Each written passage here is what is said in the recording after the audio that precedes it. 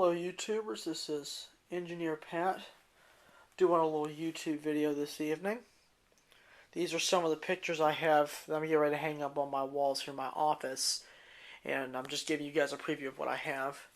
First up is this family portrait of all 20 Norfolk Southern Heritage units. That's in Spencer. It was taken by NS employee Casey Thomason. He was an engineer for Norfolk Southern for many years. He traded in that job and is now a professional photographer for NS. And he was also an employee who won a lot of features in the NS calendars in years past. And this is taken at the Roundhouse in Spencer. It's all 20 Heritage engines. Let's see, we have 2, 3, 11 GEs and 9 SD70 ACEs. 11 ES44 ACs and 9 SD70 ACEs. I'm not including this one. But that's all 20 fallen flags under Norfolk Southern. Now we have some more pictures here. I had a set of 10 Conrail pictures that I bought from a friend of mine. So here's just a SD40 Conrail. This was actually a regular SD40 before they were rebuilt. Here we have the Conrail E8 leading the business train in Mineral Point, Pennsylvania. This is actually one of my favorite shots that was in the set.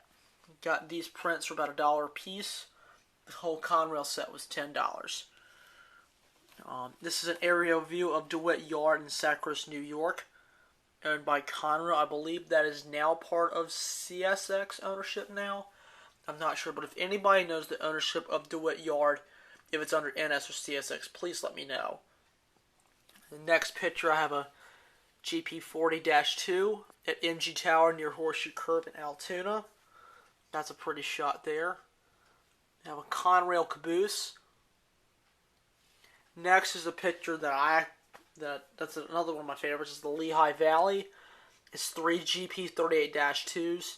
I'll lean the intermodal train. This one I actually got off of eBay, and as you can see, I've built a frame for it out of a piece of really thick cardboard. But once again, one of my favorite shots. So now we come on down here. This happens to be one of my all-time favorite Conrails, the SD40-2. Near Horseshoe Curve in Altoona, once again. There's 3 of them with an intermodal. I'll get to the Norfolk and Western here in just a minute. Here we have another GP40-2. Well, this one's a GP40. Hudson River Valley of South Beacon, New York. And I think this engine is now under NS's roster as 3091. But I will definitely look that up and give you guys some feedback on this one. But if anybody can look that up, please let me know. This one here is a brand new Conrail GP38-2. Just came off the assembly line at EMD and also freshly painted by Conrail employees. It's a pretty engine. Then we also have a couple of GP38s, straight GP38s, rounding the famous Horseshoe Curve. And we also have a picture of some GP40s leaving Beacon Yard in Massachusetts. Now here's one of my all-time favorites. Right here. Santa Fe SD45-2s. Santa Fe's early blue bonnet paint scheme had more blue than it was yellow. Now they've added some more yellow and less blue to it in the nowadays on the present war bonnets. Now, this scheme was used back in the early days of Santa Fe, and this is a picture I actually bought off of eBay, and I bought that with the Lehigh Valley, and you can see that I built a frame for it out of a piece of cardboard with a string on the back. So, there's the Santa Fe.